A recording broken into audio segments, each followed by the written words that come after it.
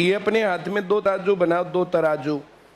Check करने का तरीका होता है ये कि कोई भी जो काम तुम करते हो वो या तुम्हारी नौकरी, कोई भी काम तुम पढ़ाई के अलावा करते हो तो उस टाइम पर तुम्हारी नौकरी दांव पर लगती है कि ये काम करना है या नौकरी। जैसे मौसी के लड़के की शादी में जाना है तो मौसी के लड़के की शादी या हमारी नौकरी, ये 2-3 साल तुम्हारे लिए हमेशा, चाहे कोई भी काम हो,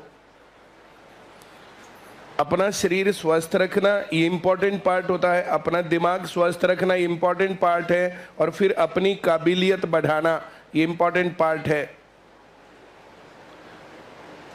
रीट, वैसे तो राजस्थान टीचर्स एग्जाम है 134 मार्क्स, 132, 130, बहुत बड़ी बात नहीं कि ये टॉपर्स हो सकते हैं।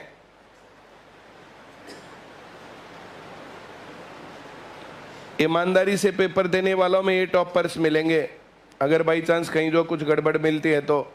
और टॉपर्स ऐसे ही निकलते हैं। जो लोग ये बोलते थे कि आईसीएस राजस्थान का नहीं हरियाणा का सेंटर है, तो राजस्थान में टीचर्स के एग्जाम में टॉपर्स आ रहे हैं, हरियाणा में तो आते ही हैं। आज तक जितनी बार स्टेट हुआ है हर बार आईसीएस का स्टूडेंट टॉपर है। सीटेट में टॉप कर चुके हैं, केंद्रीय विद्यालय में टॉपर रह चुके हैं, एचएसएससी में, ये हर जगह पर कहानी। अब हमारी पढ़ाई और जो ये टेक्निक और जो ये सारी बातें हैं, ये सब चीज़ें बच्चे को टॉपर बनाने के लिए काफ़ी हैं। अब तुम इसके ऊपर कितना ज़्यादा ईमानदारी से अपना काम करते हो ये तुम्हारा रिजल्ट बताएगा, क्योंकि एक क्लास से कुछ बच्चे फेल होते हैं और उसी क्लास से कुछ बच्चे टॉप करते हैं। तो टीचर ने तो सबको बराबर पढ़ाया, और जो टॉपर हैं वो टॉपर क्रेडिट देते हैं टीचर को कि आपके कारण हो पाया। मैंने बहुत सारे स्टेटस लगा रखे हैं ऐसे। अब जो अच्छे एग्जाम ले रहे हैं, अच्छे मार्क्स ले रहे हैं, भाई स्कूल में जो हमने 25 साल इतना नहीं पढ़ा जितना 1 साल आईसीएस में पढ़ गए, भाई पढ़ाई का ये तरीका तुम लोगों को महसूस होता होगा कि डिफरेंट है थोड़ा सा। क्लास में ऐसा कौन होता है जो क्लास में, जो मेरी क्लास जाने के बाद ये कहता है बोला मैं तो समझ में कदे आया ही ना और अब भी नहीं आएगा, होता है ऐसा कोई? तो ये कहानी है तुम्हारे सामने। इस पढ़ाई का, इस मौके का यूज करके और इसको अपनी नौकरी में कन्वर्ट कर लो, कभी बेरोजगारी का मामला फिर रहे तुम्हारे सर पर। 2022 21वीं सदी,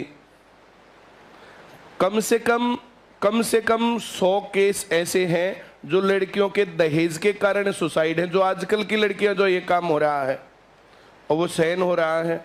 हमारे गांव की एक लड़की हमारे पास पढ़ती थी, 1 महीना भी नहीं हुआ सुसाइड कर लिया उसने। बयान में दे करके ऐसे बयान दिया।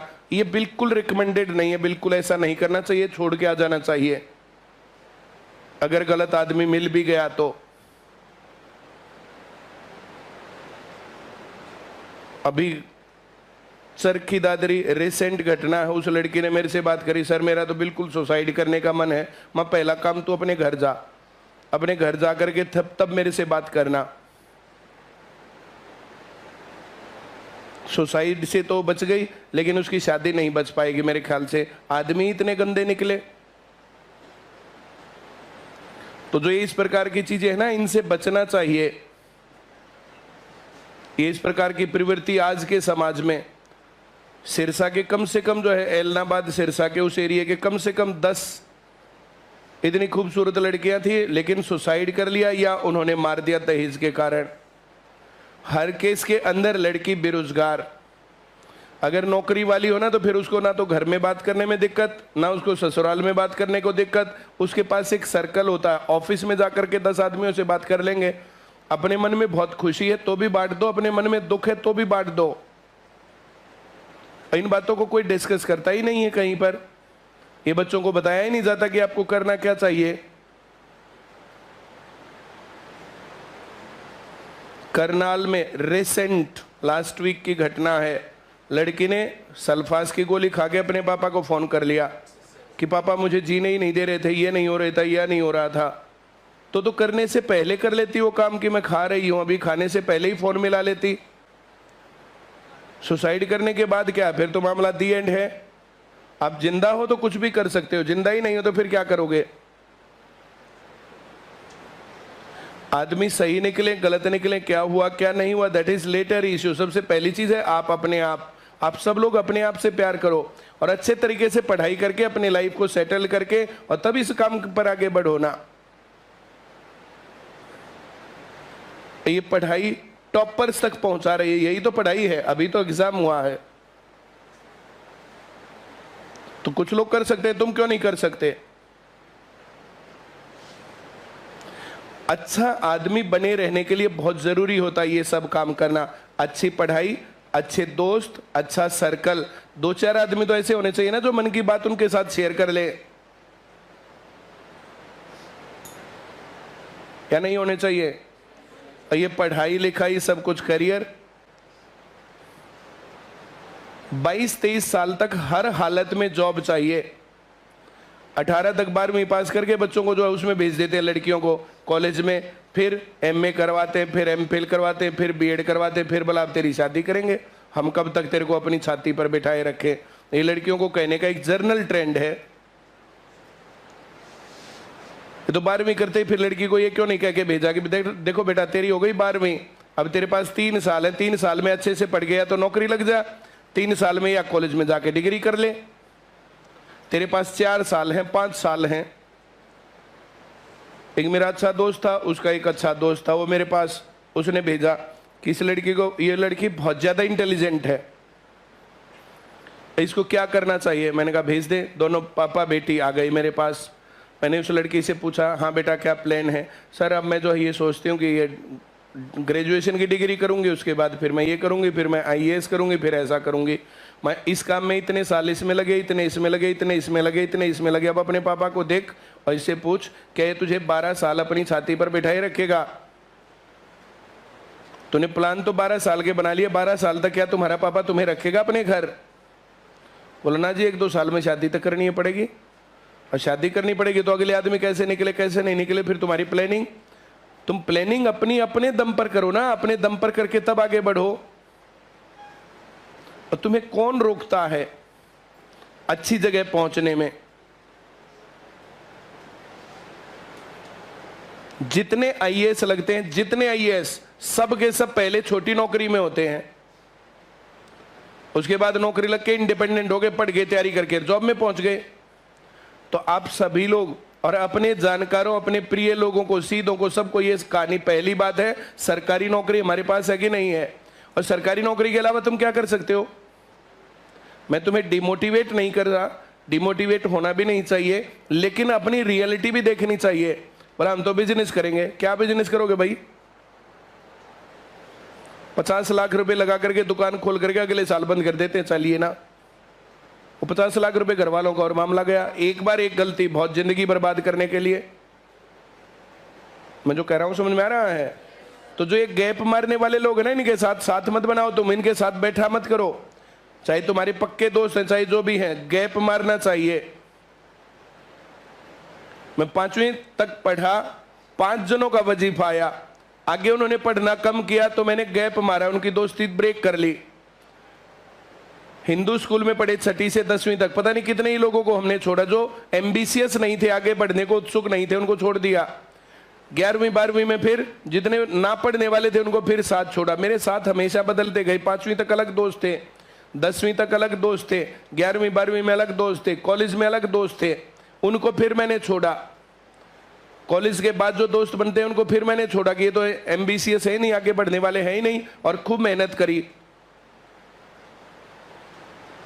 आपको गैप लेना होता है, और इसमें क्या गलत है।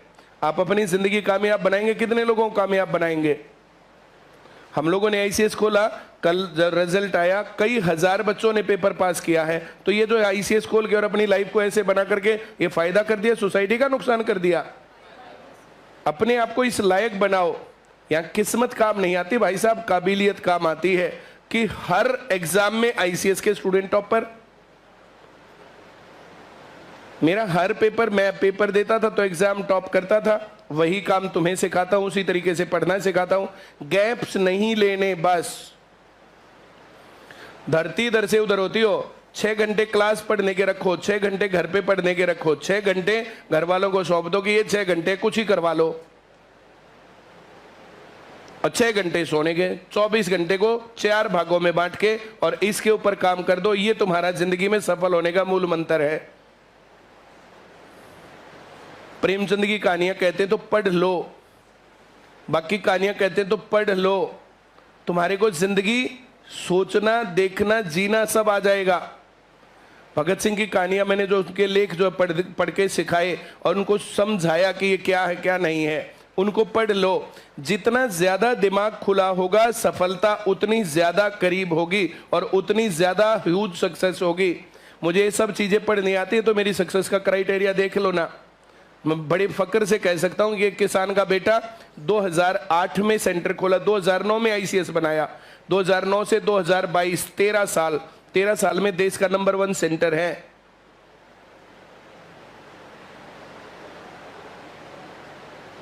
जो स्टूडेंट्स हमारे पास आते हैं उनकी लाइफ में चेंज है। तुम्हारी नौकरी लगेगी नहीं लगेगी मुझे नहीं पता, पर ऐसा कौन है जिसको कोई फर्क नहीं पड़ा आईसीएस में आने के बाद?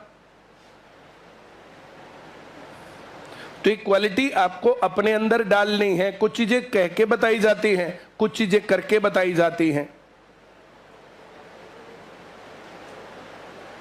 अब मैंने अपनी लाइफ में जो जो काम किए वे सारे काम बताता हूं तुम्हें।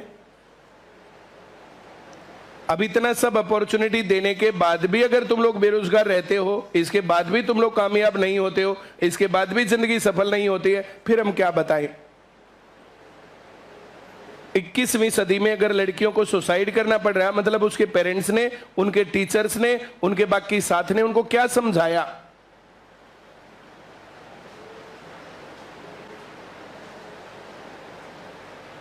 सिर्फ नौकरी लगना, सिर्फ नंबर लेना, सिर्फ डिग्री इकट्ठी करना पढ़ाई थोड़ी है। पढ़ाई है जब चीजें गड़बड़ हो रही है तो आप क्या करो? माँ बाप भी हमेशा सही नहीं होते, उनके खिलाफ खड़ा होना होता है, उनको कहना होता कि आप गलत कर रहे हो। यहां पर भाई बहन हमेशा सही नहीं होते, उनको बोलना होता कि आप गलत कर रहे हो। बच्चे हमेशा सही नहीं होते, उनको बोलना पड़ता है कि ये गलत कर रहे हो। ऐसा कौन बच्चा होता है जिसको घर वालों को पीटना नहीं पड़ता और बिना पीटे हो जो कामयाब हो गया? गलत ट्रैक हमेशा बच्चा पकड़ेगा ही पकड़ेगा और घर वालों को डांट लगानी ही लगानी पड़ेंगे तब ये रुकते हैं। इसमें लड़का हो चाहे लड़की हो, आप सही के खिलाफ, ये गीता का ज्ञान है। वैसे गीता 24 घंटे बोलेंगे, करेंगे कुछ नहीं। मैं जो कह रहा हूं समझ में आ रहा है? ये गैप मत मारना, और जितने गैप मारने वाले हैं उनके साथ तुम मत बैठना। जो तुम्हारे बराबर में से उठ के चल देता ना बीच में, चले अंग्रेजी की तो क्लास है, समझ में तो आती नहीं, चलते हैं।